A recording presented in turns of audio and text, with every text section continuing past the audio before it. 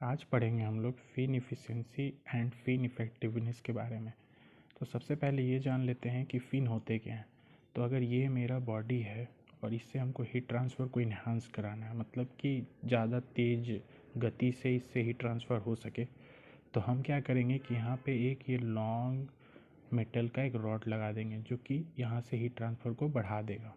ठीक है, तो इसे फ़िन बोलते हैं। अब फ़िन इफ़िशियंसी क्या होता है? फ़िन इफ़िशियंसी होता है heat transfer through fin divided by maximum heat transfer to fin. मतलब कि एक्चुअल जो हो रहा है वो और मैक्सिमम जितना इससे पॉसिबल है वो, उन दोनों का रेशियो को फ़िन इफ़िशियंसी बोलते हैं। दोनों हीट ट्रांसफ़र फ़िन से ही होगा। एक फ़िन जो नॉर्मल कंडीशन में ऊपर वाला, और मैक्सिमम मतलब कि मैक्सिमम कितना ये हीट ट्रांसफ़र कर सकता है। तो एक्चुअली जो नॉर्मली फ़िन जितना हीट ट्रांसफ़र करेगा उसे लिखते हैं एच, जो कि coefficient of heat transfer. P perimeter हो गया इसका। पैरीमीटर मतलब ये वाला पैरीमीटर।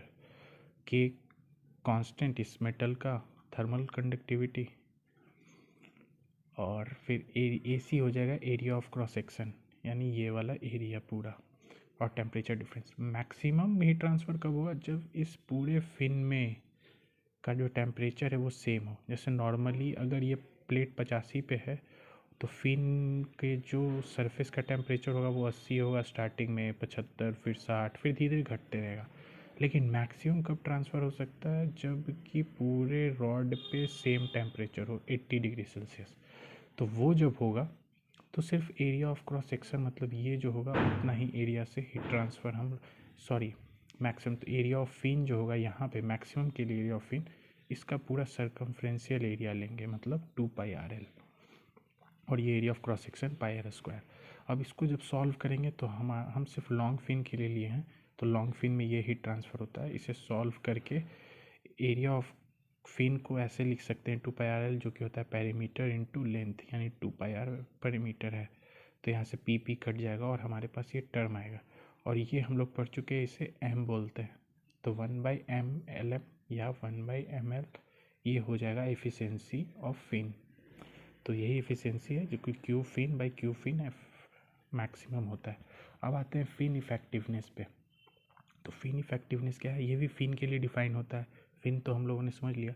इसका मतलब होता है कि the heat transfer through fin divided by heat transfer without fin. मतलब अगर फिन यूज ना कर रहे हों तो हीट ट्रांसफ़र कितना होगा, उसका रेशियो।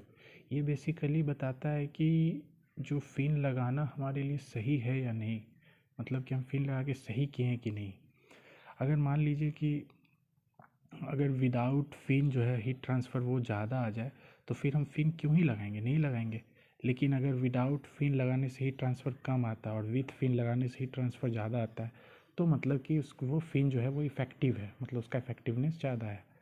अब इसका फार्मूला देखते हैं। लॉन्ग फिन के लिए तो हीट ट्रांसफ़र हो जाएगा वही जो ऊपर में हम लोगों ने यूज किया है यहाँ पे।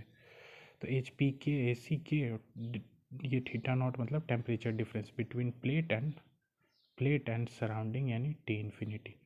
और विदाउट फिन के लिए क्या होगा कि अगर फिन नहीं लगाते तो यहीं पे फिन लगा रहे हैं ना, इस क्रॉस सेक्शनल पे ऐसे करके लगा रहे हैं, और ये नहीं लगाएंगे तो हीट ट्रांसफ़र सिर्फ यहीं से लेंगे, यानी एरिया ऑफ क्रॉस सेक्शन ये ए सी दोनों सेम हो जाएगा।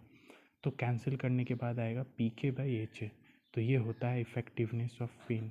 P is the perimeter, K is the thermal constant, H convective heat transfer coefficient, और ए सी यानी ये होता है cross sectional area of the fin. मतलब फिन का जो ये क्रॉस सेक्शनल एरिया होता है, यहाँ पे अगर लगा देते तो ऐसे ये क्रॉस सेक्शनल एरिया होता है, नहीं लगाएंगे तो यहाँ पे जो इसके बराबर होगा वो क्रॉस सेक्शनल एरिया होगा।